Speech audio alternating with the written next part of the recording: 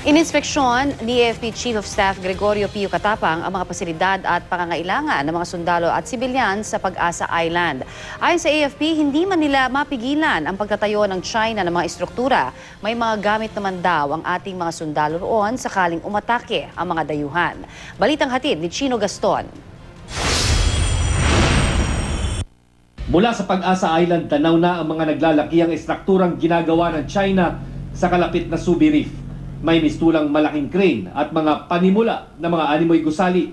Wala man daw magawa ang Pilipinas para pigilan ang walang humpay na pag-aangkin ng teritoryo ng China.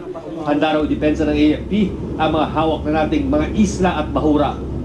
Sa ngayon, may mga 20mm cannon sa palibot ng isla na pwedeng gamitin laban sa barko o eroplano. May mga bagong dating ding mga armas, gaya ng mga naka-camouflage na mga kanyon ng Philippine Marines. May bunker din na pwedeng silungan ng mga sundalo oras na umatake ang mga kalaban. May makabagong communication room na pwedeng magbigay ng alarma sa AFP headquarters oras na may emergency.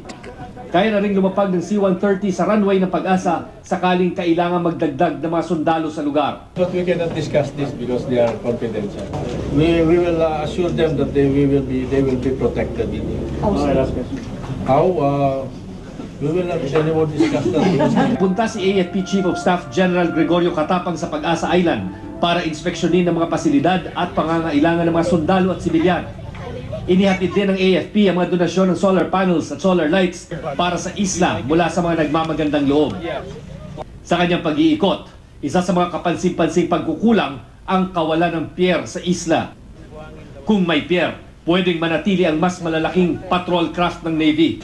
Paliwanag ni Katapang, hinihintay pa na madesisyonan ang arbitration case ng bansa laban sa China. Habang nakabinbin ang kaso at walang permanenteng patrol boat sa lugar, halos araw-araw may sightings ng dayuhang mangingisda sa isla.